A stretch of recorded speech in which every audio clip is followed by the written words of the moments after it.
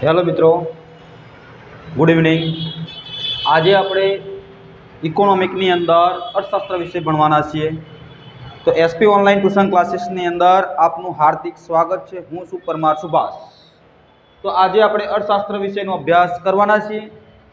તો જોઈએ આપણે એની અંદર વિભાગ એની અંદર ચેપ્ટર 1 અર્થશાસ્ત્રમાં આલેખ એ આપણા માટે ઇમ્પોર્ટન્ટ ચેપ્ટર છે। આપણે આઈએમપી પ્રશ્નો વિશે બોર્ડની એક્ઝામની અંદર વારંવાર પૂછાતા જે પ્રશ્નો છે એના વિશે આપણે ચર્ચા કરવાની છે। પહેલો પ્રશ્ન છે, આકૃતિને આલેખ દોરતી વખતે ધ્યાનમાં રાખવા લાયક બાબતો જણાવો। આ પ્રશ્ન મોસ્ટ ઇમ્પોર્ટન્ટ પ્રશ્ન છે, બોર્ડની એક્ઝામમાં પૂછાયેલો પ્રશ્ન છે।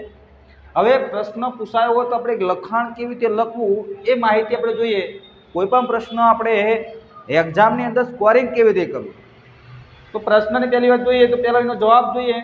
આકૃતિને આલેખ દોરતી વખતે નીચેની બાબતો ધ્યાનમાં રાખવી જોઈએ। આકૃતિ અને આલેખ દોરતી વખતે નીચેની બાબતો ધ્યાનમાં રાખવી જોઈએ। તો ધ્યાનમાં રાખવા માટે આપણે જોઈએ એના 6 મુદ્દાઓ આપેલા છે। એ મુદ્દાઓને આપણે પહેલા ક્રમશઃ લખીને પછી એક એકની સનાવટ કરવાની છે, એટલે એક એકની વિસ્તૃત માહિતી આપણે આપવાની છે।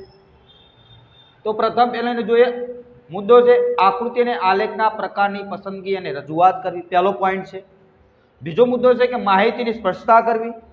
ત્રીજો છે ચોક્કસ સ્કેલમાં। પાંચમું છે બંને ધરી ઉપરનો વિગતો સ્પષ્ટ દર્શાવી। પાંચમો મુદ્દો છે આંકડાકીય માહિતીનો સ્ત્રોત અને છઠ્ઠો છે આંકડાકીય માહિતીની ગણતરી રીત દર્શાવી। આ ટોટલ 6 મુદ્દાઓ છે આકૃતિ અને આલેખ દોરતી વખતે ધ્યાનમાં રાખવા લાયક બાબતોના। હવે એ મુદ્દાઓની આપણે પહેલો મુદ્દાની આપણે અહીંયા માહિતી જોઈએ કે આકૃતિ અને આલેખના પ્રકારની પસંદગી અને રજૂઆત। તો હવે એની અંદર આપણે જોઈએ કોઈ પણ માહિતી કે આલેખ દ્વારા આકર્ષક અને અસરકારક બનાવવા આકૃતિ કે આલેખની પસંદગી મહત્વની બને છે। કોઈ પણ હોય આલેખ કે આકૃતિ હોય તો તમે કયો આલેખ પસંદ કરો છો, કઈ આકૃતિ પસંદ કરો છો એ મહત્વની બની જાય છે। જેમ કે કોઈ માહિતી વિભાજિત સ્તંભ આકૃતિ કે વૃત્તાંશ આકૃતિ બંને દ્વારા રજૂ થઈ શકતી હોય છે। તમે કોઈ પણ ગ્રામ્ય અને શહેરીની માહિતી હોય તો વિભાજિત આકૃતિની અંદર પણ થઈ શકતી હોય અને વૃત્તાંશ આકૃતિની અંદર પણ આપણે એ માહિતીને આપણે રજૂઆત કરતા હોઈએ છીએ। બીજો મુદ્દો છે માહિતીની સ્પષ્ટતા। કોઈ પણ માહિતી તમે આપો છો એની સ્પષ્ટ રજૂઆત થયેલી હોવી જોઈએ, સ્પષ્ટતા હોવી જરૂરી છે। જો સ્પષ્ટ માહિતી ન હોય તો એ માહિતી આપણને હદગચરી લાગે છે અને આપણે સારી રીતે માહિતી આપી શકતા નથી। તો માહિતીની સ્પષ્ટતા, તો કોઈ પણ માહિતી આકૃતિ કે આલેખ દ્વારા રજૂઆત ચોખ્ખી અને સુઘડ હોવી જોઈએ। ભાઈ ચોખ્ખી હોવી જોઈએ, કોઈ માહિતી હદગચરી ના હોવી જોઈએ કે જેના કારણે આલેખ અને આકૃતિની અંદર આપણને ભૂલ થવાની શક્યતા રહે, આકૃતિ અને આલેખ સારી રીતે દોરી ન શકીએ અને સારી રીતે જે માહિતી આપણે સ્પષ્ટ કરવાની હોય એ પણ કરી શકીએ નહીં। એટલે એની અંદર કોઈ પણ માહિતી આપેલી હોય એ માહિતી સ્પષ્ટ હોવી જોઈએ, ચોખ્ખી હોવી જોઈએ અને સ્પષ્ટ હોવી જોઈએ। માહિતી શું દર્શાવે છે તે જણાવવું જરૂરી છે। એ જે માહિતી તમે આંકડાકીય માહિતી આપેલી છે એ માહિતી શું દર્શાવે છે, કેવી રીતની છે એ દર્શાવવું જરૂરી છે અને જાણવું પણ જરૂરી બને છે। ત્રીજો પોઈન્ટ છે ચોક્કસ સ્કેલ માપ। જ્યારે પણ તમે આંકડાકીય માહિતીની અંદર કે આકૃતિ કે આલેખ દોરતા હોય તો તમે કોઈ પણ આલેખ દોરતા હોય તો એનો ચોક્કસ સ્કેલ માપ પસંદ કરવું હોવું જરૂરી છે।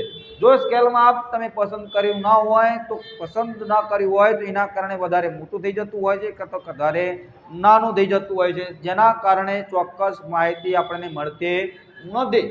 તો ચોક્કસ સ્કેલ માપ આકૃતિ કે આલેખ દોરવા માટે એવું સ્કેલ માપ પસંદ કરવું જોઈએ કે જેથી આકૃતિ કે આલેખનું કદ અત્યંત નાનું કે મોટું ન હોય। આ ખાસ ધ્યાન રાખજો ભાઈ કે ભાઈ આકૃતિ આલેખના કદની અંદર અત્યંત નાનું પણ ના જવું જોઈએ અને અત્યંત મોટું પણ ના જવું જોઈએ, માપસર જરૂરી છે। ચોક્કસ સ્કેલ માપની અંદર બંને ધરી પરની વિગતો દર્શાવે, એટલે બંને ધરી એટલે ભાઈ આકૃતિની અંદર તમે આપેલું હોય વાય ધરી અને એક્સ ધરી, તો આ આકૃતિની અંદર તમે જોવા મળતું હોય છે કે બંને ધરીની પરની જે વિગતો છે એ સ્પષ્ટ દર્શાવે કે ભાઈ એક્સ ધરી પર શું આવે છે અને વાય ધરી પર શું આવે છે। તો એક્સ ધરી પર તમે જુઓ કે એક્સ ધરી ઉપર તમે વર્ષ દર્શાવો અને વાય ધરી પર તમે જે ટકાવારી આપેલી છે અથવા જે વૃદ્ધિ દર આપેલો છે કે કોઈ પણ સાક્ષરતાનું પ્રમાણ આપેલું છે એ વાય ધરી પર દર્શાવો, ચોક્કસ દર્શાવવું જરૂરી છે। અને અહીંયા પણ એ માહિતી બંને ધરી પર ચોક્કસ માહિતી સ્પષ્ટ માહિતી હોવી જોઈએ. તો બંને ધરી પરની વિગતો સ્પષ્ટ દર્શાવી, આકૃતિ કે આલેખ બંને ધરી પર વિગતો દર્શાવવી જોઈએ અને તે જણાવવું પણ જરૂરી છે કે તમને ખબર પડે કે એક્સ ધરી પર શું દર્શાવવામાં આવ્યું છે અને વાય ધરી પર શું દર્શાવવામાં આવ્યું છે. આંકડે કે માહિતીનો સ્ત્રોત, આકૃતિ કે આલેખ જે માહિતી દોરવામાં આવ્યા હોય તે માહિતીનો સ્ત્રોત દર્શાવવો જોઈએ, જેથી આકૃતિ કે આલેખ વિશ્વનીય અને અધિકૃત બને છે. તમે માહિતી તો લીધી છે, દાખલા તરીકે કોઈ સાક્ષરતાનું પ્રમાણ લીધું છે, તો શાના આધારે તમે સાક્ષરતાનું પ્રમાણ લીધું છે એ પણ જરૂરી છે. કે દાખલા તરીકે તમે આપણે વસ્તી ગણતરી છે, વસ્તી ગણતરીના આંકડાકીય માહિતીના આધારે આ સ્ત્રોત લેવામાં આવેલો છે 2011, એવું તમે માહિતીનો સ્ત્રોત લખો તો એ વધુ આંકડાકીય માહિતી વિશ્વનીય બને છે. કારણ કે એ માહિતી શું છે, સરકાર દ્વારા આંકડા બહાર પાડેલી માહિતી છે કે જેથી લોકોને ખબર પડે કે આ વસ્તુ આપણા માટે વિશ્વનીય છે.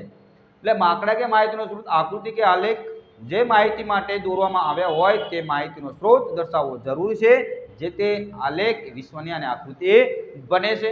આંકડાકીય માહિતીની ગણતરીની રીત દર્શાવી, જ્યારે માહિતી સ્વયં સ્પષ્ટ ન હોય તો તેવી માહિતી સ્પષ્ટીકરણ કરવું, આ માટે વપરાયેલી આંકડાકીય સાધનો અને વિગતો પણ દર્શાવવી જરૂરી છે. તો આ હતા વિદ્યાર્થી મિત્રો અર્થશાસ્ત્ર ચેપ્ટરની અંદર, આપણે જે ચેપ્ટર 1 ની અંદર અર્થશાસ્ત્રમાં આલેખ, એનો પહેલો પ્રશ્ન હતો આકૃતિને આલેખ દોરતી વખતે ધ્યાનમાં રાખવા લાયક બાબતો. આપણે આવી આ મુદ્દાને આ પ્રશ્નને આપણે સારી રીતે સમજાય છીએ. તો વિદ્યાર્થી મિત્રો આ બોર્ડની એક્ઝામની અંદર પૂછાવાની શક્યતા 99% છે.